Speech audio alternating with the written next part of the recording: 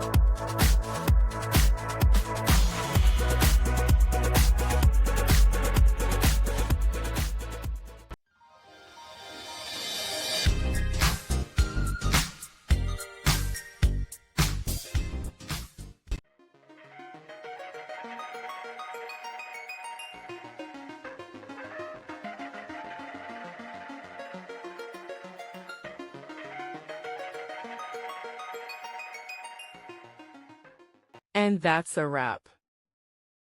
I hope you found the answer you were looking for. If you did, take a second to hit that subscribe button. It really helps out. And let me know in the comments which solution worked best for you.